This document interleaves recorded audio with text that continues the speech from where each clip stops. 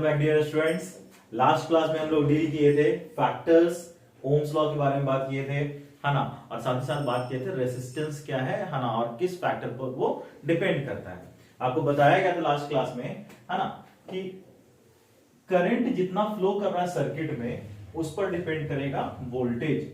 ये पॉइंट याद रखना कि V बाई आई का जो ग्राफ होगा ना, कैसा ग्राफ होगा फॉर अ कंडक्टर, एक लीनियर ग्राफ होगा। V बाई आई क्या होता है, ऑलवेज कांस्टेंट होता है, और इसका वैल्यू किसके इक्वल होता है, रेसिस्टेंस के इक्वल होता है ना। तो ये आपको हमेशा याद रखना है। सो ये आपको लास्ट क्लास में मैं बता नहीं पाया था, माइंड से स्किप कर गया। ओके ना, आज की क्लास में हम लोग डील करेंगे सीरीज कॉम्बिनेशन के बारे में। भाई हाँ, कैसे अरेंज करते हैं, है ना, दो या दो से ज्यादा रेसिस्टर को, है ना। तो उसमें हम लोग पढ़ना है दो तरह के, सीरीज कॉम्बिनेशन, पैरेलल कॉम्बिनेशन, है ना। और इससे रिलेटेड एक क्वेश्चन है जो मैं बताऊंगा बाद में। फिर हम लोग पढ़ेंगे joules law of heating, power and commercial unit of electric current. भाई हमारे घर में जैसे इलेक्ट्रिसिटी आती है तो इसका क्या यूनिट है ना, कैसे आप लोग, है ना, किस हिसाब से आप पे करते हो, तो वही हम लोग इसमें डिस्कस करेंगे। ओके चलिए स्टार्ट करते हैं हमारा टॉपिक। सबसे पहले बात करते हैं series combination. There are two type of combination of resistance, है ना। कौन सा, series combination and parallel combination. Series combination क्या होता है ना, सीरीज कॉम्बिनेशन को हम लोग कहते हैं इंड टू इंड कॉम्बिनेशन। अगर एक रेसिस्टर को दूसरे रेसिस्टर, मतलब एक रेसिस्टर एंड हुआ और दूसरा रेसिस्टर स्टार्ट हो गया, है ना, तो ऐसे को हम लोग कहेंगे end to end resistance. Okay, या इंड टू इंड कॉम्बिनेशन। अब इस मेथड का इस्तेमाल क्या किस लिए किया जाता है, इस मेथड का इस्तेमाल किस लिए किया जाता है ना, रेसिस्टेंस को इंक्रीज करने के लिए।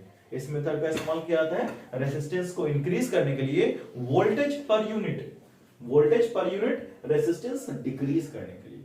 एक पॉइंट याद रखिएगा, आप इसको कैसे डिफाइन करेंगे, है ना, when two or more resistors are connected end to end, then the combination is called series combination. Okay, now अब ध्यान क्या देना बच्चों कि सीरीज में, है ना, करंट कांस्टेंट रहता है, करंट रिमेन कांस्टेंट।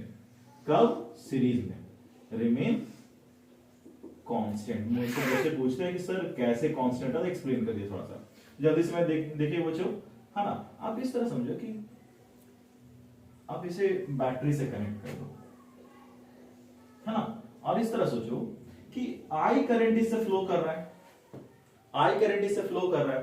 भाई आई करंट फ्लो कर रहा है तो जितना करंट इससे पास करेगा उतना ही करंट इससे भी पास करेगा, उतना ही करंट इससे भी पास करेगा।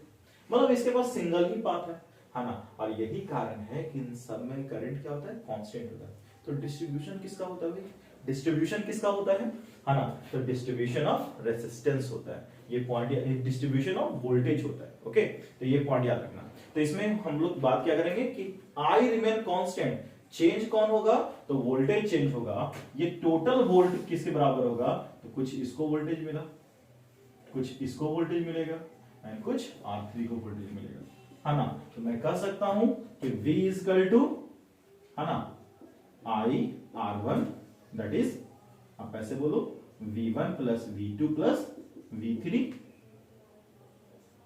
और V इक्वल टू आप क्या कहोगे, I R इक्विवेलेंट। मतलब इन सब को हटाने के बाद एक अकेला जो रेसिस्टर आएगा उसका जो है वैल्यू क्या होगा, है ना, तो V होगा।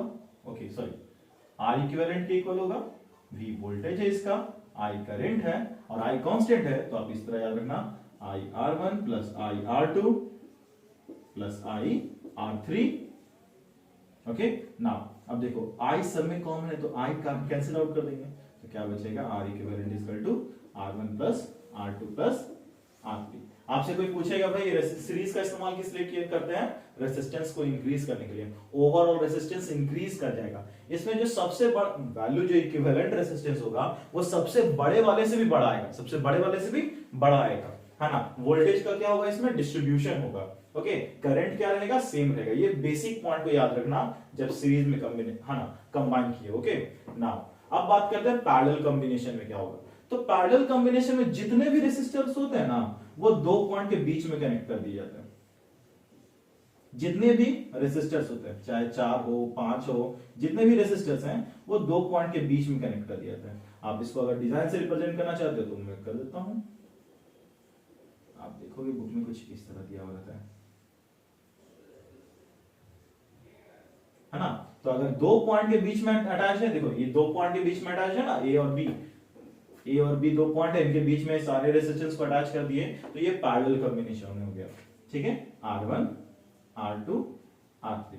अब देखो इसमें होगा क्या कि आप देखोगे वोल्टेज सबके लिए कांस्टेंट होता है ना, वोल्टेज कांस्टेंट होता है सबके लिए, लेकिन करंट का फ्लो जो है चेंज हो जाता है। कैसे? देखो आई करंट यहां से निकला है ना, अब इसके पास तीन पाथ है, कुछ इधर फ्लो करे, कुछ इधर फ्लो करे, कुछ इधर फ्लो करेगा, और इसीलिए हम लोग कहते हैं कि करंट डिस्ट्रीब्यूट होता है किसमें, जब पैरेलल रहेगा तब। तो distribution of current in parallel और distribution in voltage in series. Okay ना, तो यहां पर कांस्टेंट कौन रहता है, तो वोल्टेज कांस्टेंट रहता है, V कांस्टेंट रहता है। तो I का वैल्यू आप क्या जानते हो, I इक्वल टू क्या होगा, I1 plus I2 plus I3, मतलब इन तीनों को ऐड करोगे तो वापस I बन जाएगा, है ना। ओके, अब इनको रिप्लेस करने पर क्या आएगा, एक नया रेजिस्टेंस हम बोल सकते हैं, इक्विवेलेंट रेजिस्टेंस। ओके, ये हो जाएगा हमारा I। ओके ना, अब देखो यहां पर I का वैल्यू, है ना, I चेंज हो रहा है ना, तो I का वैल्यू क्या होगा, V बाई R इक्विवेलेंट, है ना, और यहां पर हो जाएगा V by R1 plus V by R2 plus V by R3। ये पॉइंट ध्यान रखना, V कॉमन लेके कैंसिल आउट कर देंगे, सो बन जाएगा 1 by R equivalent equal to 1 by R1 plus 1 by R2 plus 1 by R3। आपसे क्वेश्चन पूछा जाएगा, है ना, क्वेश्चन ऑब्जेक्टिव में आता है कि भाई सीरीज में हम मतलब कैसे अरेंज करेंगे सो दैट रेजिस्टेंस को डिक्रीज किया जा सके। रेजिस्टेंस को डिक्रीज करने के लिए हम लोग यूज करते हैं पैरेलल कॉम्बिनेशन।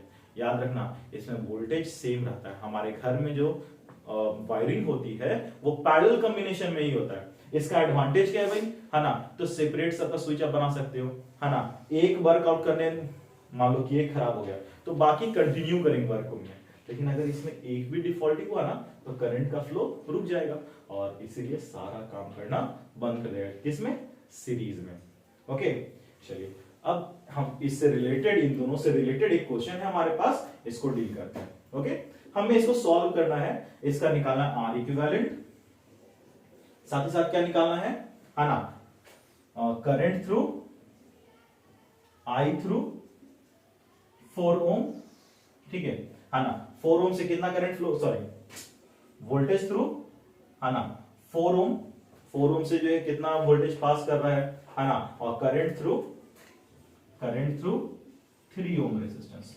ओके, आपको ये तीनों चीजें, और अगर आपको ये क्वेश्चन अगर ढंग से देख लेते हो तो ये आपको मतलब जितने भी क्वेश्चन है वो सारे समझ में आ जाएंगे। बेसिकली आपको क्या ध्यान रखना, तो मैं इरेज करने वाला हूं यहां पर। ओके,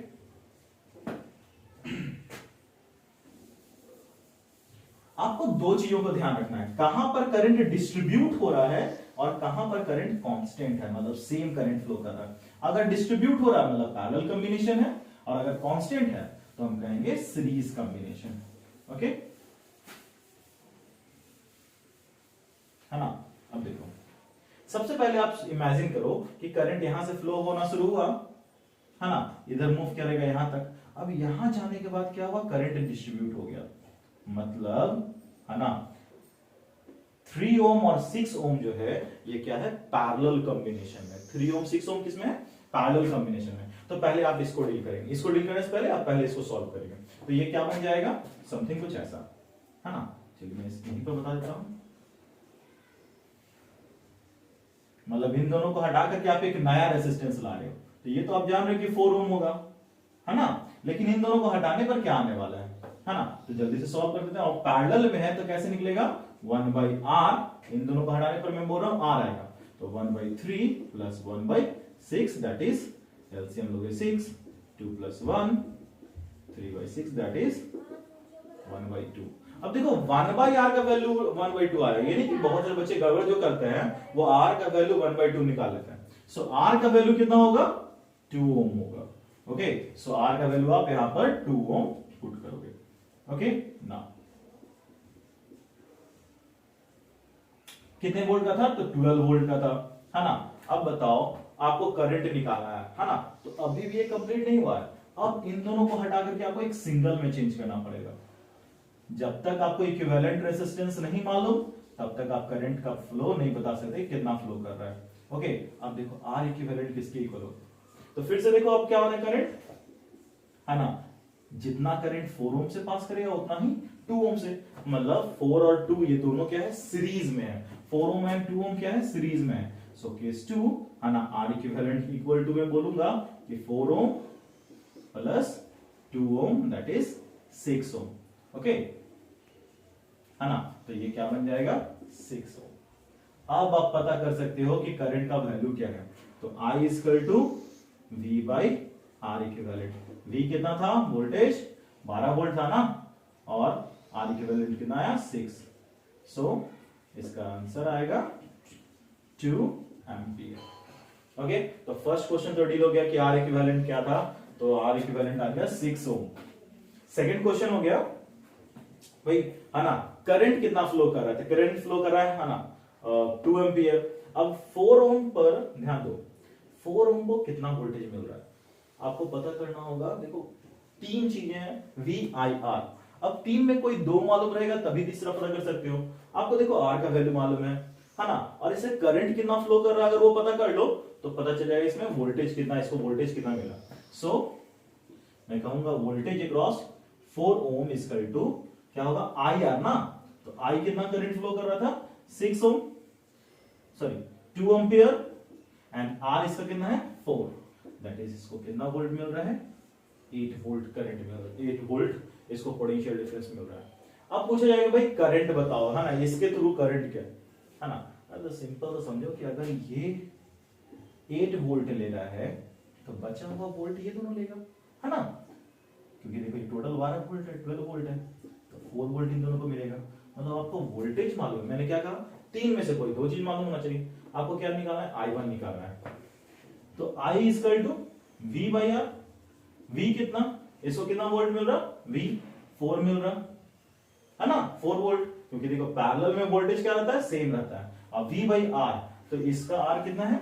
3 है ना, करंट थ्रू 3 ओम, है ना। सो इसका आंसर आएगा 1.33 अप्रोक्सीमेट, है ना, एम्पियर। ओके, तो आपको यही बेसिक चीज ध्यान रखना है कि तीन में से कोई दो मालूम रहेगा तभी आप तीसरा निकाल सकते हो।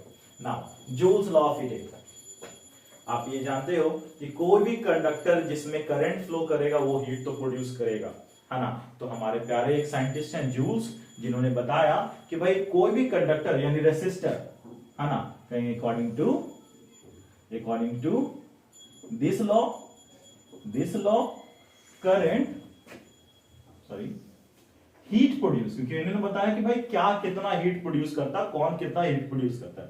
तो according to this law heat produced in a resistor is directly proportional to, है ना, 3 फैक्टर्स बोलूंगा। फर्स्ट में बोलूंगा is directly proportional to a square of current। भाई कितना करंट फ्लो कर रहा है ना उसके स्क्वायर पर डिपेंड करेगा। सेकेंड, उसका रेसिस्टर क्या है उस पर डिपेंड करेगा, मतलब resistance of directly proportional to resistance of the resistor. And third, भाई जितना ज्यादा टाइम के लिए फ्लो करेगा उतना ज्यादा करंट फ्लो करेगा, मतलब उतना हीट प्रोड्यूस होगा, है ना। The time for which directly proportional to current, time for which current is flowing, current is flowing. ये पॉइंट आपको ध्यान रखना। दैट इज आप यहां पर क्या बोलोगे, है ना, H is proportional to r, और यहां पर बोलोगे h is proportional to time, t for time. Okay, अब इन तीनों को कंबाइन करेंगे तो एक फॉर्मूला तैयार हो जाएगा, h है ना is equal to I square r into T. देखो अभी डेरिवेशन से आपको कोई लेना देना नहीं है, ठीक है, आप बस इतना ही याद रखो, कहां से आया एग्जाम में नहीं पूछने वाला, आपको फॉर्मूला याद रखना है, h is equal to I square r into T, और उसका इस्तेमाल करेंगे जो कांस्टेंट रहेगा। इसके अलावा आप देखो I का वैल्यू आप पुट कर सकते हो, I का वैल्यू क्या होता है v बाई आर। सो अगर v बाई आर पुट करोगे तो क्या होता है v square by R square, तो एक आर से एक आर कट जाएगा, एक और फॉर्मूला बन जाएगा, क्या बन जाएगा v square by R into T, है ना। एक और फॉर्मूला बन सकता है, जब v का वैल्यू आप क्या पुट आप पुट कर दोगे v का वैल्यू जस्ट अ बिट, हाँ सॉरी r का वैल्यू पुट कर दोगे, क्योंकि है ना r को वैल्यू पुट करोगे तो r का वैल्यू क्या था v बाई आई, तो देखो ये क्या बन जाएगा v h is equal to v i t। तो ये तीन फॉर्मूले हैं जिसकी मदद से आप हीट निकाल सकते हो, ये डिपेंड करता है कि क्या चीजें आपको दी हुई है। ओके, नाउ पावर की बात करें, पावर क्या होता है, the rate of consumption of energy, rate of consumption of energy, है ना, आप ऐसे बोल सकते हो। और इसको कैसे बोलोगे mathematically, power is equal to energy consumed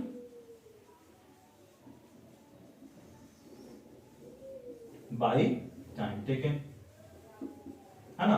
तो देखो आपको energy consume that is heat energy यहां पर बन रहा है, तो पावर इज इक्वल टू आप बोल सकते हो h बाई टी, है ना, और h के तो हमारे तीन तीन फॉर्मूले हैं, है ना, तो एक फॉर्मूला हो जाएगा देखो I square r into T, by T से t कैंसिल आउट, ये I स्क्वायर r, सो इसलिए पावर के तीन फॉर्मूले मिल जाएंगे, एक मिल जाएगा I स्क्वायर r, फिर देखो यहां पर भी टाइम से डिवाइड करोगे तो क्या आ जाएगा v square by r, and है ना हो जाएगा v i। ओके, तो ये तीन फॉर्मूले आपको मिलेंगे पावर के। अब आता है कॉमर्शियल यूनिट ऑफ इलेक्ट्रिसिटी। तो भाई हमारे घर में जो है ना, जैसे कमर्शियल यूनिट करने का मतलब सॉरी एनर्जी जो है वाट के हिसाब से नहीं मिलता, यहाँ पर मिलता है यूनिट के हिसाब से। आप घर में पूछते हो कितना यूनिट बिजली बिल उठा, कोई भी जो है ना घर में लाइक आप अगर रेंट बताते होगे तो यूनिट के अकॉर्डिंग जो है आपको प्राइस पे करना होता है ना। तो यूनिट, तो ये यूनिट कुछ तो वैल्यू होगा इसका, तो ये याद रखना, ये यूनिट होता है इक्वल टू 1 किलोवाट आवर। बोटू यानी बोर्ड ऑफ ट्रेड, है ना, ट्रेड यूनिट, ठीक है, बोटू के द्वारा जो है ना कमर्शियल यूनिट जो है इलेक्ट्रिक करंट का बनाया गया किलोवाट आवर। देखिए आवर से बच्चे समझ लेते हैं कि पावर है, नहीं नहीं नहीं, याद रखिएगा, देखो किलोवाट हो गया पावर और इनटू टाइम, तो पावर इनटू टाइम होता है energy, so kilowatt hour is the unit of energy, ये एकदम श्योर रखना। ओके, नाउ इसका वैल्यू क्या होता है, 1 unit that is 1 kilowatt hour, और 1 किलोवाट आवर इक्वल टू होता है 3.6 into 10 to the power 6 joule. देखो कन्वर्ट करना है, किलो मतलब 1000, आवर मतलब 3600 सेकेंड, है ना, तो ऐसा यूनिट में चेंज करोगे तो क्या आएगा, देखो जूल ऐसा यूनिट है, तो 3600 सेकेंड, 3600 को 1000 से मल्टीप्लाई करोगे तो 3.6 इंटू 10 पावर 6 है ना जूल आएगा। ओके, सो दिस इज, है ना, ऑल द थ्योरी। एंड बच्चों पूरा थ्योरी देखो, है ना, देखो पूरा एक वन शॉट में पूरा अगर देखोगे, है ना, तो आपको बेसिकली सबसे आसान लैंग्वेज में मैंने बताया है, और इससे आसान लैंग्वेज यही लैंग्वेज अगर आप एग्जाम में लिखते हो, एक नंबर भी आपका कोई इधर से उधर होने नहीं जा रहा, आप इसी को रिमेंबर करना। ओके, सो नेक्स्ट वीडियो में लाऊंगा जिसमें, है ना, सारा आपको न्यूमेरिकल्स होंगे या सारे क्वेश्चंस होंगे इस चैप्टर के। ओके, जो भी नेक्स्ट वीडियो होगा आपका सारा क्वेश्चन मैं करवा दूंगा, ठीक है, और ये लेक्चर वीडियो हो गया जो कि हार्डली 1 घंटे का होगा। ओके, सो एक बार पूरा वीडियो देखना, है ना, और लाइक शेयर सब्सक्राइब करना, अच्छा लगे तो भाई, है ना, दोस्तों को भी भेजना। ओके, टिल देन फिर मिलते हैं बच्चों।